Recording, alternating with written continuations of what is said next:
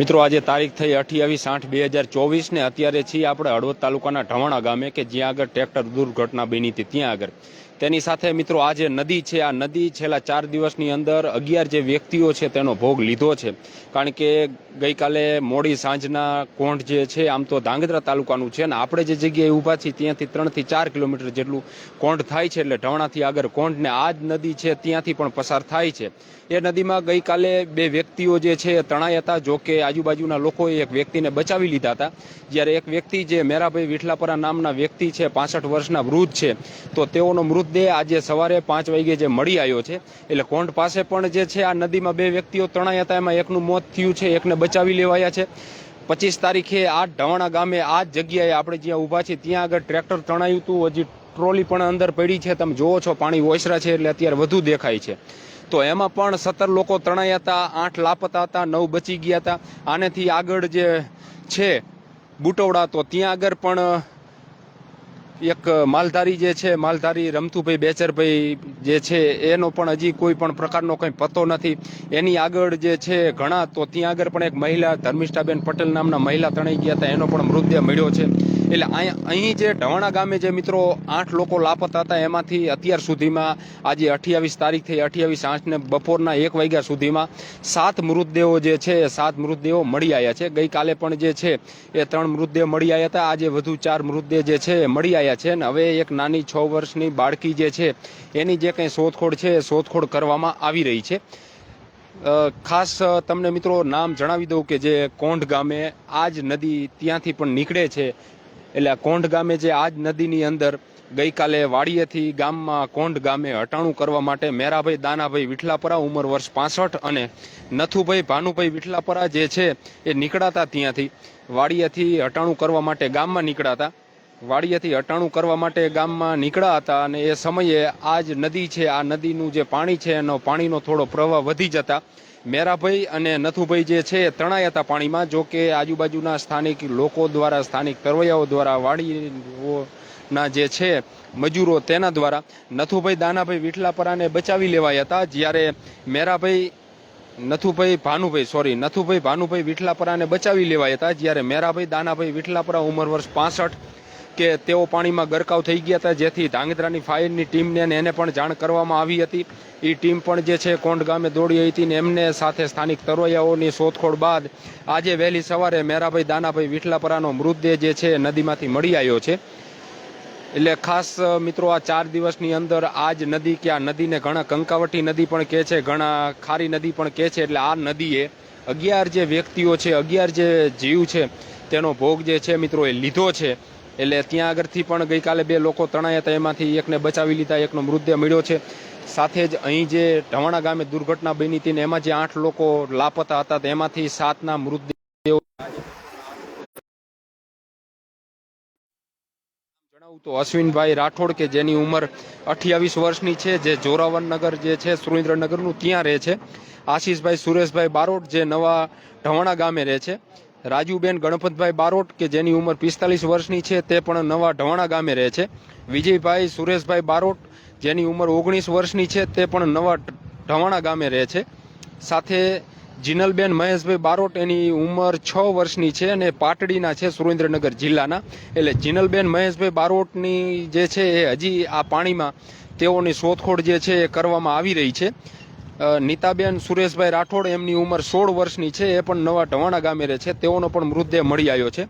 જાનકીબેન પ્રવીણભાઈ મકવાણા ઉંમર વર્ષ 32 તે પણ નવા ઢવાણા ગામના છે, તેમનો પણ મૃતદેહ મળી આવ્યો છે. રામદેવભાઈ પ્રવીણભાઈ મકવાણા એની ઉંમર 14 વર્ષની છે, તે પણ નવા ઢવાણા ગામે રહે છે, તેમનો પણ મૃતદેહ મળી આવ્યો છે.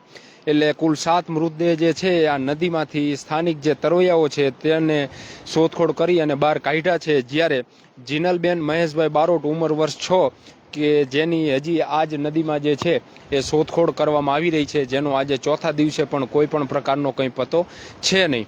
અને આ એ જ મિત્રો અહીંયાથી જે છે આ બતાવો, આ પણ તમે જુઓ છો કે આ પિલર જે છે એ પણ તૂટી ગયેલા, કારણ કે ટ્રેક્ટર જ્યારે અહીંથી પસાર થયું હતું અને અહીંયાથી જે ટ્રેક્ટર છે એ પલટી મારી ગયું હતું અને ત્યાર પછી ટ્રોલી જે સામે પડી હતી એનું જે આગળ ટ્રેક્ટર જે છે મિત્રો એ એનાથી પણ આગળ હતું. અને આ જગ્યાએથી આખી જે કંઈ 25 તારીખના 8:30 થી 9 વાગ્યાની વચ્ચે જે મિત્રો ઘટના બની હતી એ આ એ જ જગ્યા ઉપર છીએ આપણે. ને અહીં જે ઘટના બની હતી કે અહીંયાથી જૂના ઢવાણામાંથી ટ્રેક્ટર નીકળ્યું હતું અને ત્યાર પછી નવા ઢવાણા જે છે એ મેકવા જતું હતું. બારોટ પરિવાર છે મિત્રો, તો એના પરિવારમાંથી 5 વ્યક્તિઓ જે છે એ ગયા છે. 5 વ્યક્તિઓ આ પાણીમાં જે છે તણાઈ ગયા હતા.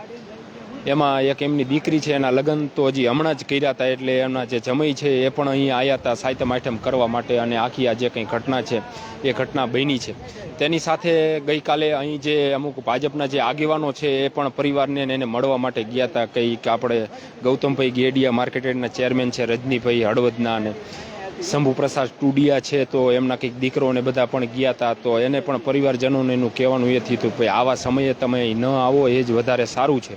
કારણ કે પરિવારજનોમાં પણ એ એક મિત્રો આક્રોશ હતો કે અહીં જે મૃતદેહો જે છે, જે લોકો લાપતા બન્યા હતા, તો એનો કોઈ પણ પ્રકારનો પત્તો નથી, એ ક્યાંય છે એ કોઈને ખબર નથી. સ્થાનિક તરવૈયાઓ, કોઈબાના ઢવાણાના જે સ્થાનિક તરવૈયાઓ છે એ આ પાણીમાં ઉતરી અને જે કંઈ શોધખોળ છે શોધખોળ કરતા હતા. સ્થાનિક જે ટીમો છે કે તરવૈયાઓની જે ટીમો છે કે જે તંત્રની ટીમો હોય, તો એ કોઈ હતા નહીં. એટલે પરિવારજનોમાં પણ જે છે મિત્રો એ આક્રોશ હતો. ગઈકાલે રાજુભાઈ કરપડાએ એને પણ મુલાકાત લીધી હતી. અત્યારે નવસાદભાઈ સોલંકીને એ પણ આ પરિવારજનોને એને મળવા માટે આવ્યા છે. એટલે આ તો બધું રહેવાનું, પરંતુ આજે ચોથા દિવસે પણ પિનલ નામની 6 વર્ષની જે બાળકી છે મિત્રો, એનો હજી મૃતદેહ મળ્યો નથી. સાથે જે બુટોડા છે, તો ત્યાં આગળ રમતુભાઈ બેચરભાઈ નામનો જે માલધારી છે એનો પણ મૃતદેહ જે છે એ મળ્યો નથી. એના પણ પરિવારજનો અને ગ્રામજનોને કહી રહ્યા છે કે અહીં કોઈ આવતા નથી, ને આવે તો અહીંયા ઉપર તપાસ કરીને વહી જાય છે. એટલે ખાસ ઘણા બધા મિત્રોને મગજમાં એવું હોય, કારણ કે અમે પણ બધા જોતા હોઈએ છીએ, ઘણાનો અમુક પક્ષ લેતા હોય છે, પરંતુ મિત્રો જેના ઘરમાંથી આવા તહેવારના સમયે જે લોકો લાપતા બન્યા છે ને પરિવારને ખબર છે કે હવે આ જે લાપતા થયા છે ક્યારેય ઘરે પાછા નથી આવવાના, અને તેમ છતાંય જો મિત્રો આપણે પરિવારનો પક્ષ રાખતા હોય, એમનો જે કંઈ અવાજ છે બનવાનો આપણે પ્રયત્ન કરતા હોય, ને ઘણા મિત્રોને ખોટું લાગતું હોય કે ભાઈ આવા સમયે આમ ન કરવાનું હોય. કાલે અમે જોયું હતું તો અમુક મિત્રોનું એવું કહેવાનું થતું હતું કે ભાઈ રાજુભાઈને આવ્યા હતા તો કહેતા હતા આવા સમયે કે રાજકારણ ન કરવાનું હોય. રાજકારણ કરવાની ક્યાં એમની વાત હતી રાજુભાઈની મિત્રો? એ રાજુભાઈની વાત એ હતી કે ભાઈ તમે અહીંયા આગળ એનડીઆરએફ એસડીઆરએફની ટીમ નથી તો બીજા કોઈ તરવૈયાને બોલાવો. અહીં મૃતદેહો જે છે હજી મળ્યા નથી, લાપતા લોકો જે છે એ મળ્યા નથી, સ્થાનિક લોકો ગોતી રહ્યા છે, અને અહીં સરકારી તંત્ર જે છે એના કોઈ તરવૈયાની છે નહીં. તો એ રજૂઆત તો વિપક્ષ તરીકે મિત્રો એ કરી શકે, કારણ કે બીજા તો બોલી નથી શકતા, તો પછી બોલે છે. તો એમાંય અમે જોતા હતા ઘણા બધા. એટલે આ બધાની માનસિકતા જે અમુકની છે મિત્રો એ સતી થતી હોય છે આમાં. કારણ કે હું એવું માનું છું કે આવી ઘટના બને અને પછી જો આપણે કોઈનો બચાવ કરતા હોય અને માની લીધું કે આ જે કંઈ ઘટના બની છે એ દુઃખદ ઘટના છે, કોની બેદરકારી હતી એ પોલીસને બધા તપાસ કરશે, એ બધું થવાનું છે. પરંતુ બની ગઈ છે ઘટના, ને પછી આપણે એમ કંઈક એમનો જ વાંક હતો, એમને આમાં શા માટે પાણીમાં જવું જ જોઈએ, એમને શું લેવા પાણીમાં અંદર ઉતરવું જ જોઈએ? તો પછી એનો મતલબ તો એ છે ને કે એનો વાંક હતો તો હવે એમના માથે છોડી દેવાનું. જે ઘટના બની છે તો પછી તો હવે આપણે જોવું પડશે ને, પછી તો તપાસ કરવી પડશે ને જે લોકો તો લાપતા બન્યા છે એના.